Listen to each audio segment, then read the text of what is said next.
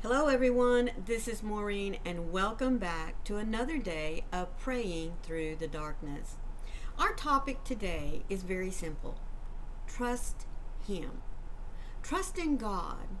And that trust that we put in Him can only come through an inner peace and a reliance on His promises and the fulfillment of those promises. And today we're going to be looking at a verse found in Isaiah chapter 26, verse 3. But before we get into that, let me remind you that my daily devotionals come from this little blue book put out by Broad Street Publishers.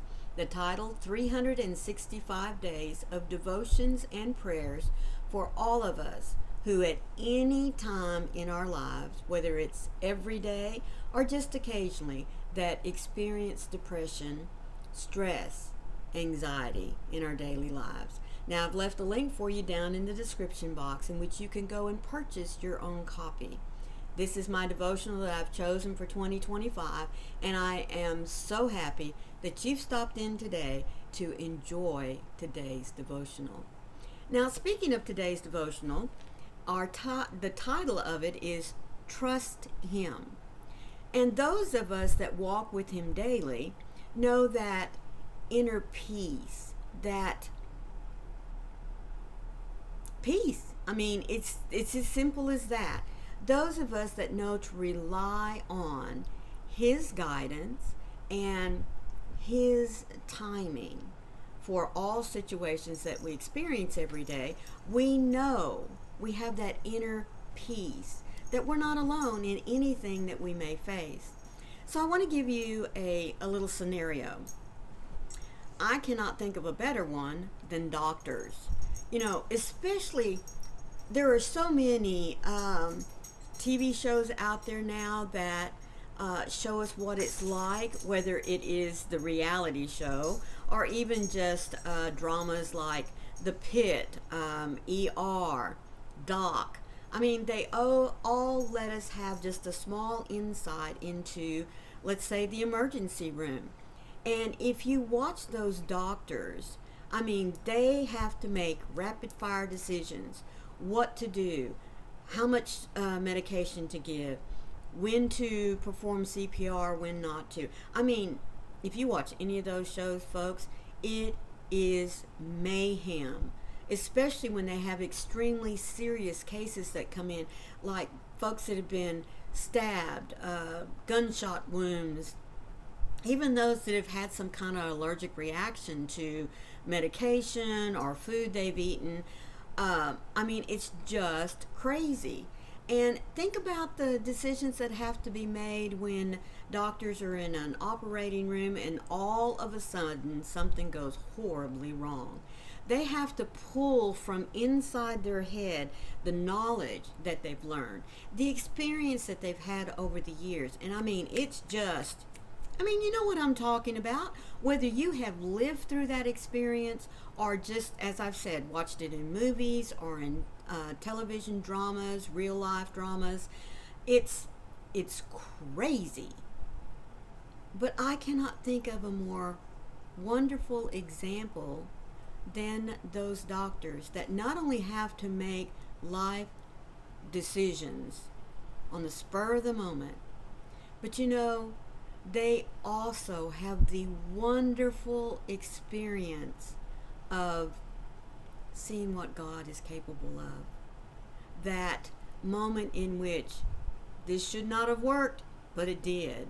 Or there was no way, no medical explanation as to why you are still here, except the grace of God.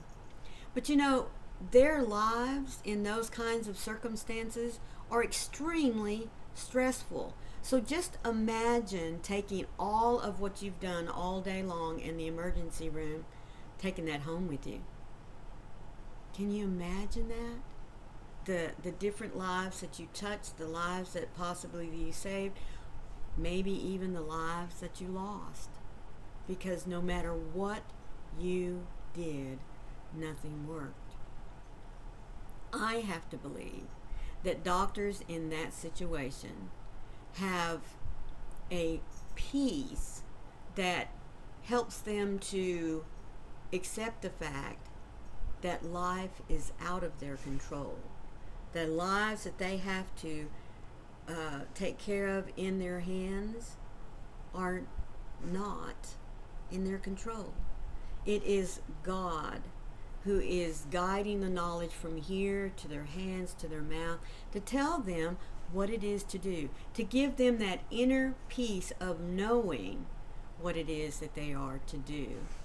And then once they've done it to the best of their ability, they have to step back and take on the inner peace that they know that God is in control. They have to trust Him in knowing when and what to do. Now, I know many of you are going to say, well, they go to school for all this education, and then they spend so many years in, what's the term? Intern, learning the book knowledge, putting it into experience. Yes, it does. But if you talk to any doctor, they are going to tell you that time and time again, that even though they have the knowledge, even though they know what it is they are supposed to do, they put their trust in God to control the whole situation.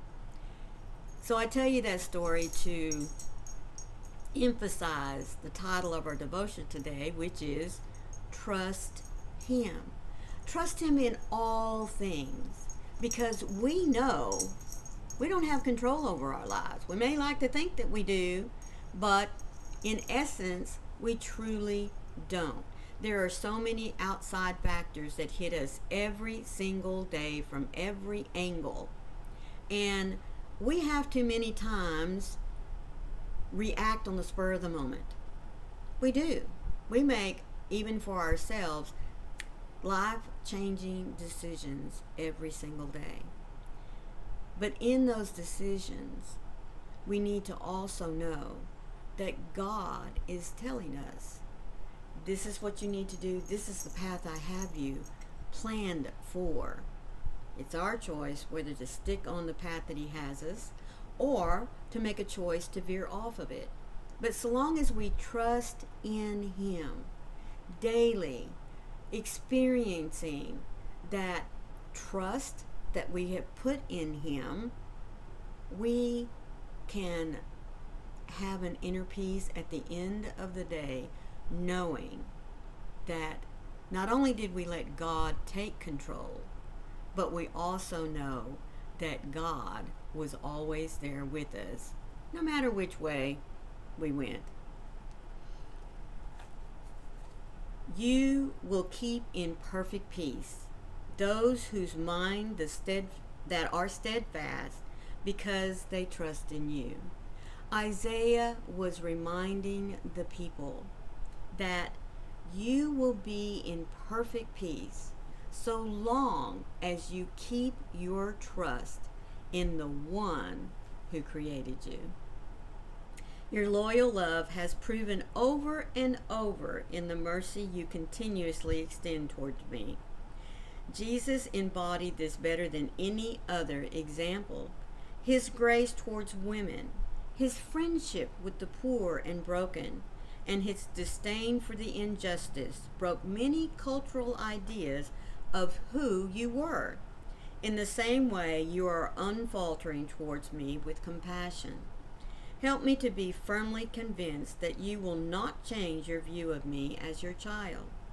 It is natural for a child to trust their dependable, loving parent. So I can have the same resolute trust in you, my good Father. There is an indescribable peace that comes with this kind of deep, reverent faith. May this peace be my portion today and every single day. Yahweh, you continuously pour out your love on your children. You are my joy and my portion. Fill me up with your peace as I hold on to you. You are the one I cling to as if my very life depends on you, because it does.